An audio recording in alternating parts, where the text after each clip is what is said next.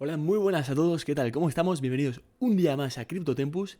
En el vídeo de hoy vamos a hablar sobre este momento decisivo que estamos a punto de vivir en esta media, en estos 25.000 puntos más o menos para Bitcoin.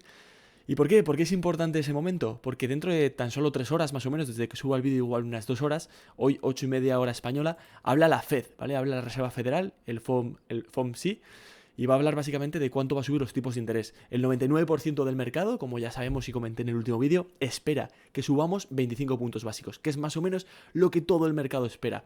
¿Puede que a Jerome Powell se le vaya la cabeza y de repente suba 50 puntos básicos? Es complicado. Entonces, vamos por pasos. ¿Por qué salen aquí, en este gráfico, esto que estáis viendo aquí, que pone aquí short, ¿vale? Pues bueno, básicamente, esto es un algoritmo que he estado desarrollando durante una temporada. Y básicamente este algoritmo, para que veáis un poquito cómo funciona la estrategia, me está dando ahora entrada de largo, ¿vale? Y si hacemos un report, es decir, vemos cómo ha actuado en los últimos 22 trades desde el 31 de agosto de 2020 hasta día de hoy, hasta la fecha de hoy mismo, básicamente ha hecho 22 trades, de los cuales ha ganado un 95,45%. Es decir, de los últimos 22 trades ha acertado 21, con un promedio de ganancia de cada trade de un 6% y sin prácticamente drawdown. Me diréis, ¿qué es todo esto y por qué nos enseñas esto? Básicamente porque ahora mismo acaba de dar señal ese algoritmo de que está entrando en largo. Es decir, tiene un porcentaje altísimo de darse una vela alcista con fuerza. Si os dais cuenta, por ejemplo, apenas hace unos días, el 20 de enero, de hecho, dio una venta justamente aquí, en esta zona, en la zona de... O sea, una compra en la zona de 20.900 y la cerró un 9% arriba en la zona de 22.788, casi un 9% arriba. Pues bueno, ese indicador que he desarrollado acaba justamente ahora de decir lo mismo. Oye, compra. Entonces vamos a ver hasta qué punto esto es fiable y ver el momento, porque de normal, el resto de las veces que ha dado compras, no pasaba exactamente nada espectacular en ese momento, ¿vale? Y es que ahora a 3 horas vista de lo que va a decir la FOMC, puede mover muchísimo el mercado. Para que os hagáis una idea, si superamos más o menos los 23.500 puntos, van a saltar muchísimos stop losses, por lo que igual tenemos un short squeeze y el precio sube con fuerza. Para que no sepa, disculpad, que es un short squeeze, es un poquito parecido a lo que pasó en la zona de los 18.000.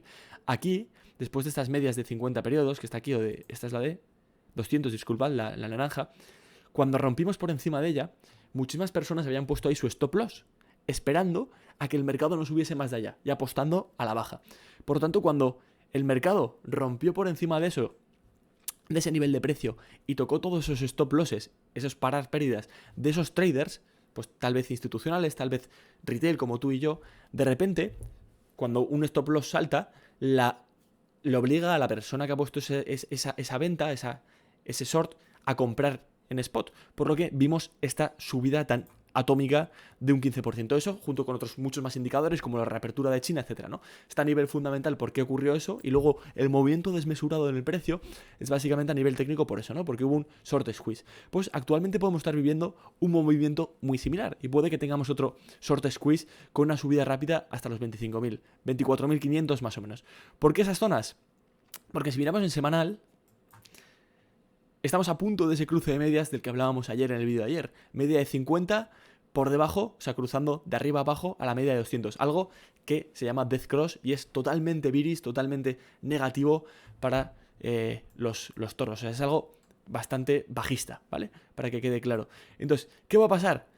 No lo sé. Aunque este indicador me esté diciendo esto y me entren muchísimas ganas de entrar con toda la cuenta y decir, joder, es que tengo un 95% de acierto, sabemos que se puede equivocar ese indicador. De hecho, en los últimos 60 trades tiene un 86% de acierto, o sea, no es tan efectivo como los últimos 22 en los últimos 2 años. Así que puede pasar cualquier cosa. Lógicamente, las probabilidades técnicas nos llevan a la alza a muy corto plazo, estamos hablando de a 2-3 días vista, a tocar esos tal vez 24.500, 25.000 para retestear esa zona antes de caer con fuerza, pero todo va a depender un poco de lo que haga Jerome Powell. Por otra parte, esto es hoy miércoles, pero es que el jueves tenemos los report earnings de grandes compañías como Google, Facebook, Amazon, y veremos pues qué ganancias han tenido en el último trimestre, y eso pues es muy bullish o muy bearish. ¿Por qué? Si de repente ahora viene Amazon y dice, he generado muchísimo menos negocio del que los inversores esperaban, pues los inversores ¿qué harán? Venderán las acciones de Amazon, ¿vale? Para que sepáis un poco, la bolsa simplemente no es ni más ni menos que las expectativas actuales a futuro de las compañías, de los earnings de las compañías, de lo que van a hacer a futuro las compañías. Por lo tanto, si de repente Amazon tiene peores resultados de lo que los inversores esperaban, pues tenderá a caer la bolsa y tenderá a caer el mercado, ¿vale?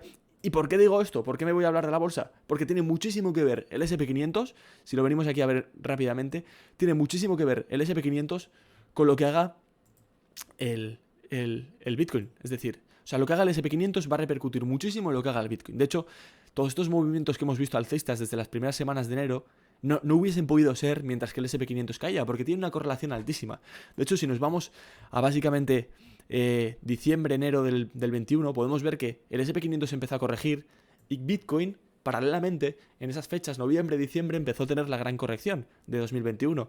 Entonces, son mercados tremendamente correlacionados. Al final, el mercado es súper global, hay una liquidez, por así decirlo, global en los mercados, y si de repente empieza a escasear muchísimo la liquidez en un mercado es por condiciones macroeconómicas, como por ejemplo las subidas de tipos de interés, por lo que comúnmente pues todos los activos líquidos, como puede ser la bolsa, como puede ser las criptomonedas, tienden a la baja, y activos menos líquidos o que no son tan fáciles de acceder a su liquidez, como por ejemplo el mercado inmobiliario, que pues tú una casa no la vendes de la noche a la mañana, como puedes hacer con una acción, pues tardas igual meses en venderla, ¿no?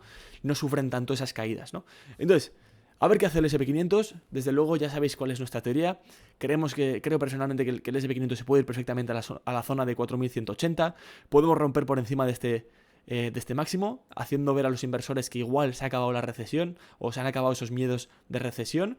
Yo no lo creo. Yo personalmente creo que el escenario va a ser bastante, bastante malo y que aunque rompamos tal vez por encima de estos niveles, poniendo a nivel técnico el fin de esa tendencia bajista, creo sinceramente que tarde o temprano habrá una recesión gorda. Lo que no sabemos es cuándo, y como no sabemos cuándo, perfectamente podríamos ver movimientos de este tipo. Imaginaos que la recesión al final es en diciembre de este año y por fin ya ahí la economía peta por todos los lados, todas las subidas de tipos de interés afectan con fuerza a la economía, pues perfectamente el S&P 500 podría hacer esto. Podríamos subir con fuerza para luego ya ver ese bajo más bajo, bastante más abajo, ¿no?